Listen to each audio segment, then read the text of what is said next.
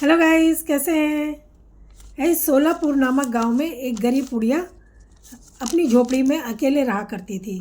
उसका एक बेटा था।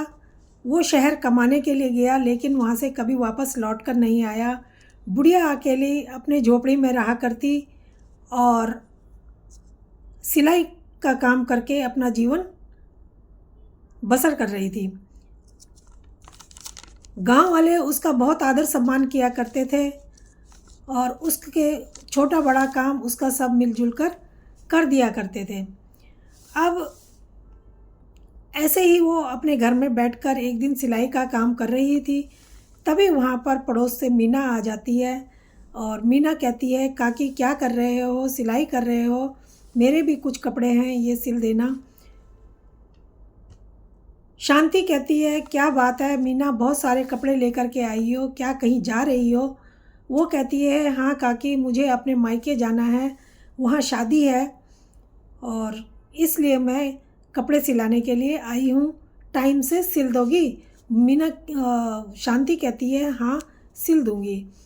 वो कहती है, मीना कहती है शांति को कि तुम्हारा मायका भी तो बहुत अमीर है, तुम तो अपने गांव के में अपने मायके के बहुत किस्से सुनाती हो, तो तुम वहाँ क्यों नहीं चली जाती आराम से अपना जीवन बिताने के लिए, क्यों यहाँ पर परेशान हो रही हो।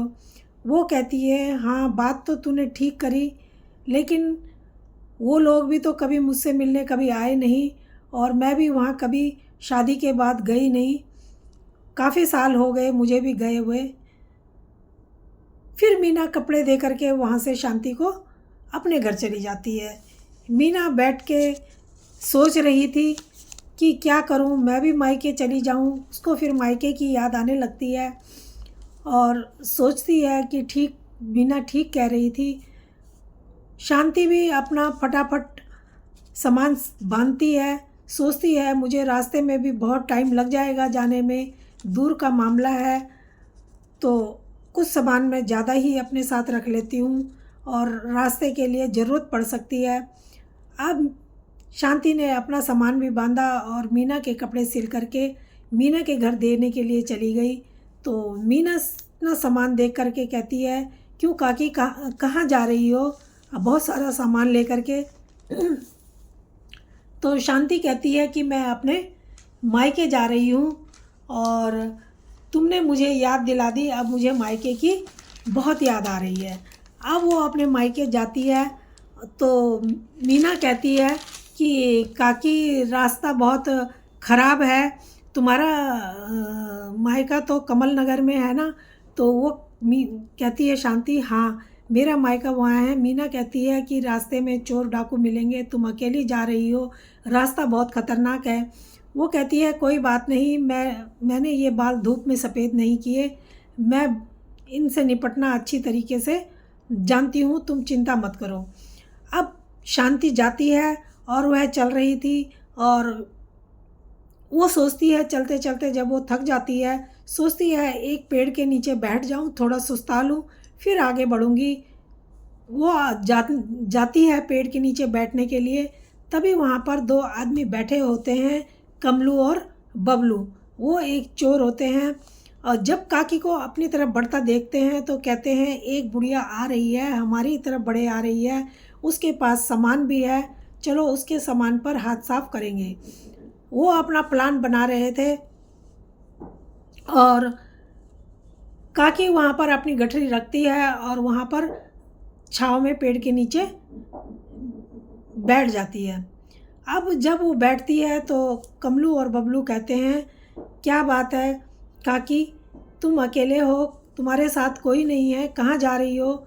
वो कहती है कि हाँ बेटा, मैं अपने मायके जा रही हूँ और मैं अकेली ही हूँ। तो वो कहते हैं, चलो आप कहाँ जा रही हो। वो बताती है कि मैं कमला नगर जा रही हूँ। तो वो जो चोर होते हैं वो कहते हैं, अच्छा हम भी उसी तरफ जा रहे हैं, चलो ठीक है, हमारे साथ चले चलना, काकी रास्ता बहुत ख़राब है। तो वो कहती है, कोई बात नहीं बेटा, कुछ नहीं होता।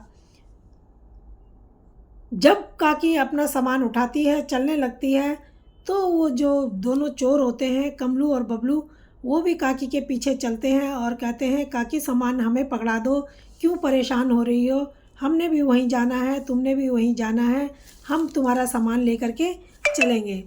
वो कहती है कि नहीं, मैं अपने आप ही ले चलूँगी। वो कहते हैं कि तुम वहाँ क्यों जा रही हो।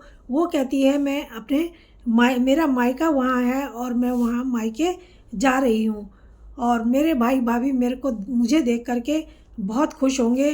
और वो जब वहाँ से चलती है तो कमलू और बबलू को अपना सामान नहीं देती, खुद ही अपना सामान लेकर के चलने लगती है। अब शांति कहती है, अपने गांव के नज़दीक पहुंच के कहती है, तुम दोनों का बहुत बहुत धन्यवाद जो तुमने मेरा यहाँ तक साथ दिया, मेरा रास्ता आराम से कट गया। वो कहते हैं कोई बात नहीं, हमने भी यहीं आना था इसी गांव में, लेकिन हम आ तो गए, लेकिन अब हम सोच रहे हैं कि हम रहेंगे कहाँ, करेंगे क्या। वो कहती है कि तुम यहाँ क्यों आए थे। वो कहते हैं कि हम यहाँ काम ढूंढने के लिए आए थे, कुछ काम तलाशने के लिए आए थे, लेकिन अब हम रात कहाँ बिताएं। वो कहती है ठीक है चलो मेरे साथ। अब वो उसके मायके तक, उसके घर तक उसके साथ में, काकी के साथ में आ जाते हैं। काकी के साथ उन दोनों आदमियों को देख करके काकी का भाई कहता है कि ये दोनों कौन हैं। वो कहती है ये मुझे रास्ते में मिले थे, ये कोई काम की तलाश में हैं, और भैया तुम्हारे तो बहुत सारे खेत हैं, इनको अपने खेत में ही कुछ काम दे दो। वो कहता है ठीक है, तुम अंदर चलो अपना सामान लेकर के, मैं इनको इनके रहने के लिए कमरा दिखा करके आ जाता हूँ, जगह दिखा करके। अब वो जो शांति का भाई होता है वो उनको लेकर के जगह दिखाने के लिए जाता है। वो जहाँ भैंसें होती हैं उनके बगल में ही उनको ठहरा देता है। अब जो कमलू और बबलू होते हैं वो काकी से पहले ही पता कर लिए होते हैं कि काकी यहाँ मायके में किस काम के लिए आ रही है। वो काकी को कहते हैं, पूछते हैं रास्ते में कि काकी तुम किस काम के लिए वहाँ जा रही हो। तो उनको बताया जाता है कि वो अपने भाइयों से अपना हिस्सा लेने के लिए जा रही हैं। हीरे जब उसके भाई उसको सोना चांदी देंगे, क्योंकि उसके भाई ने कहा था कि 40 साल बाद हम बंटवारा करेंगे, जिसके लिए मैं अब जा रही हूँ। तो वो कहते हैं ठीक है, वहाँ भी हाथ साफ करने का मौका हमें मिल जाएगा। अब जब वहाँ वो उसके भाई जो काकी होती है उसका जो भाई होता है वो उनको काम पर लगा देता है और बता देता है, उनको वहाँ ठहरा देता है और वापस आ जाता है। अब जो काकी होती है वो कहती है भैया तुम्हारी घर तो अब हवेली बन चुका है, तुमने इतना शानदार बना दिया है। भाई कहते हैं कब बनाया। वो कहता है अभी कुछ टाइम पहले ही ये सब मैंने बनाया है। वो कहती है अच्छा, बहुत अच्छा किया जो तुमने ये सब इतना बना दिया। अब इधर दूसरे दिन जो काकी होती है काफ़ी समय बाद अपने मायके आई होती है।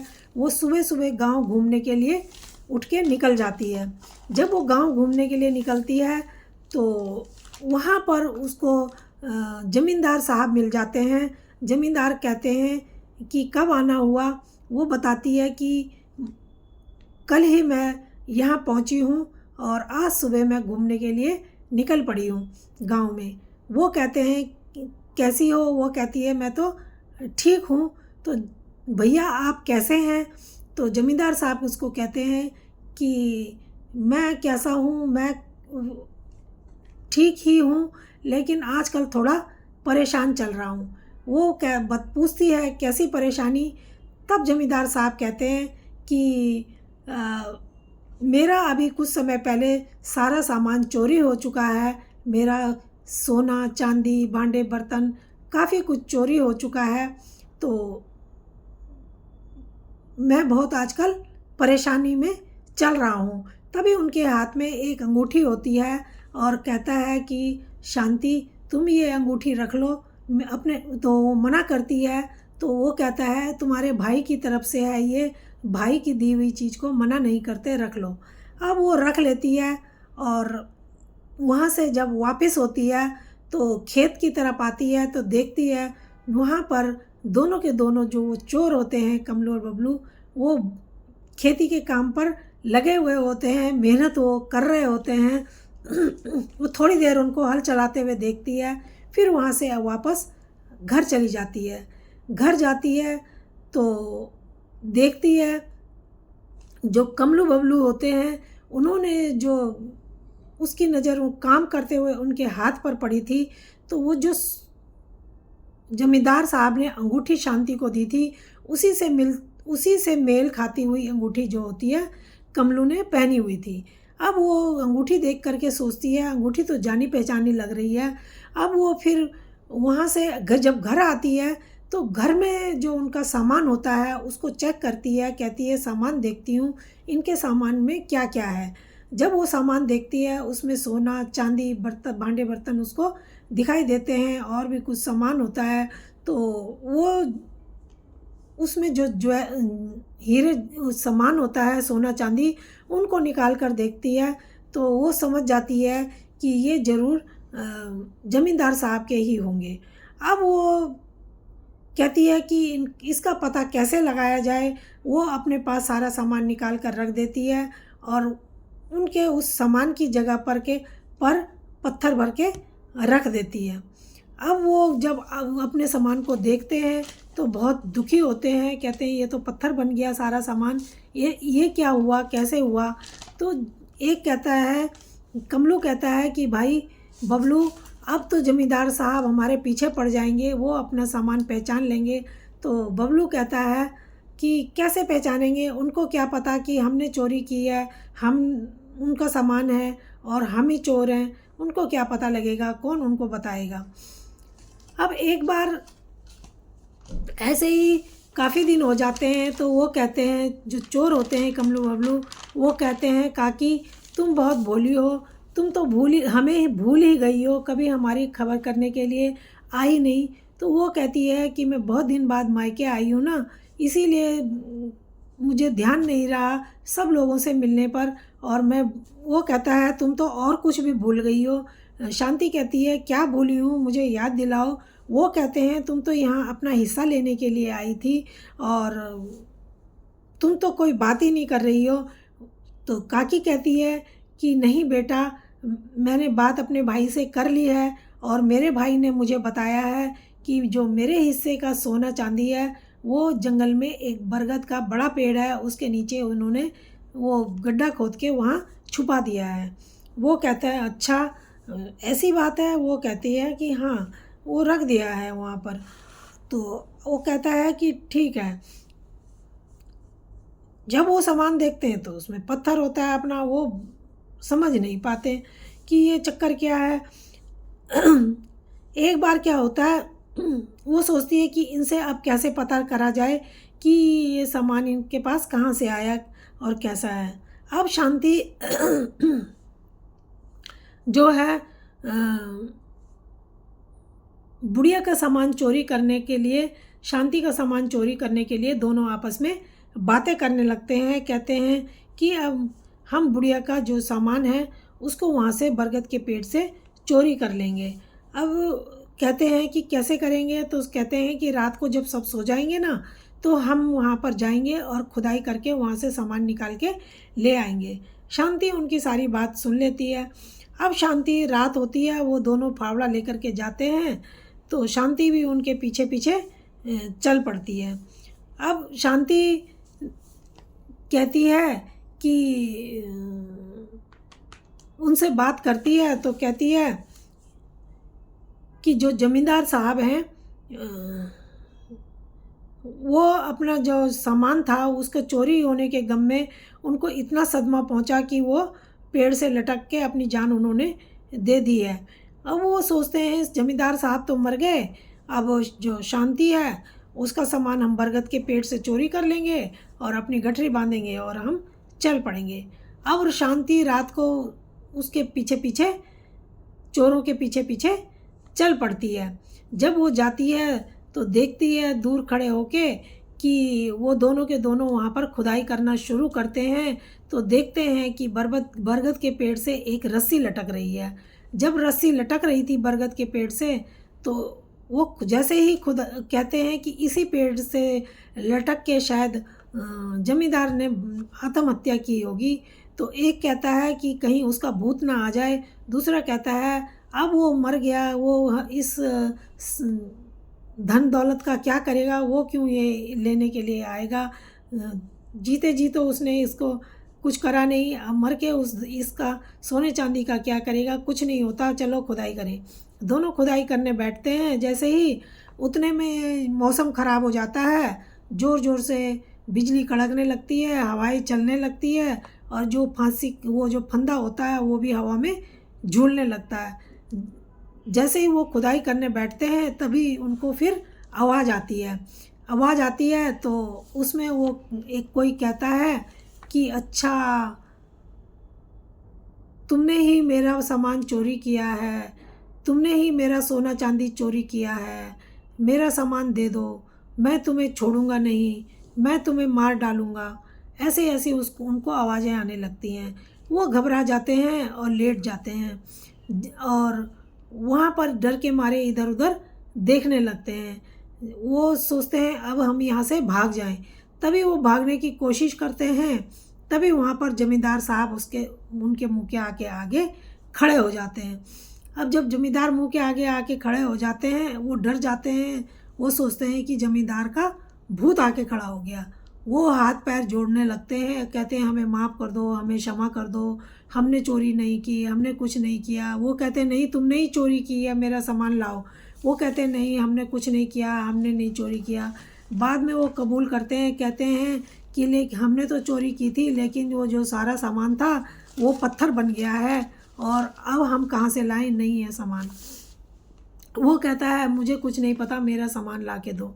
जब वहाँ पर वो बात कर ही रहे थे, वो लेट जाते हैं और पीछे पीछे सरकने लगते हैं। तभी वहाँ पर शांति भी आ जाती है और कहती है कि क्या बात है, किससे बातें कर रहे हो। वो कहते हैं कि हमें बचा लो, हमें बचा लो। तो शांति कहती है अच्छा, तुम यहाँ क्यों आए, मेरा सामान चोरी करने के लिए आए थे, मेरे धन दौलत चोरी करने के लिए आए थे। वो कहते हैं हाँ, हम चोरी करने तो आए थे, लेकिन अब हमें बचा लो। वो कहती है किससे बचाऊं। वो कहता है कि जमींदार के भूत से बचा लो, जमींदार के भूत। वो कहती है कहाँ है जमींदार का भूत। वो अब बात बनाने लगती है, कहती कहाँ है जमींदार का भूत। वो कहता है ये खड़ा है यहाँ पे जमींदार का भूत, हमें बचा लो। वो कहती है कि ठीक है। तो जमींदार उसको कहते हैं कि मेरा तो जो तुमने चोरी किया है सामान वो दे दो। तो वो कहते हैं हम कहाँ से दें, वो तो पत्थर बन चुका है। हमने चोरी तो किया था लेकिन वो पत्थर बन चुका है। अब जो शांति होती है वो कहती है मुझे क्यों नहीं दिखाई दे रहा है वो भूत, तुम्हें क्यों दिखाई दे रहा है, तुम किससे बातें कर रहे हो। वो कहते हैं कि हम जमींदार के भूत से बातें कर रहे हैं, जमींदार का भूत यहाँ पर खड़ा है। शांति कहती है कोई नहीं है यहाँ पर। और जमींदार कहता है, शांति कहती है कि ठीक है, अगर तुम्हें जमींदार का भूत दिख रहा है तो तुम माफ़ी मांगो। वो माफ़ी मांगते हैं और कहते हैं हमें बहुत बहुत हमारी जान को बख्श दो, हमें माफ़ कर दो। तो इतने में गांव वाले सब वहाँ पर आ जाते हैं। तो शांति उनको सारी बात बताती है और गांव वाले सारी बात सुनते हैं। फिर शांति कहती है उसको कि ठीक है, तुमने बहुत बड़ी गलती करी, तुमने चोरी करी और जमींदार को बहुत नुकसान हुआ और वो बहुत परेशान था।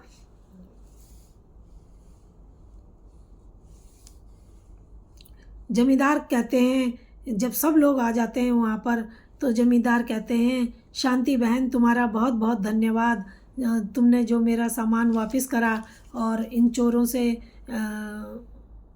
अपनी गलती उगलवाई भी। और शांति कहती है कि भैया ये तो मेरा फ़र्ज़ था।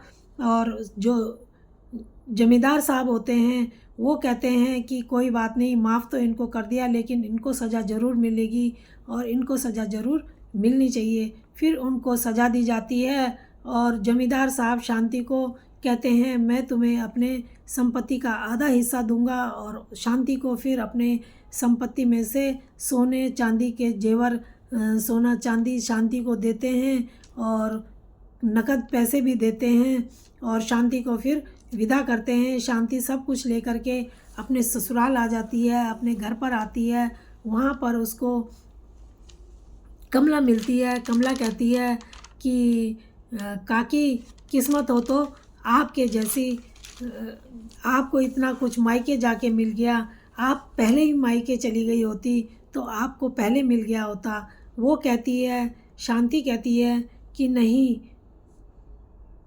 जो कुछ होना होता है वो जब उस चीज़ का समय होता है वो तभी होता है, उससे पहले कुछ नहीं हो सकता।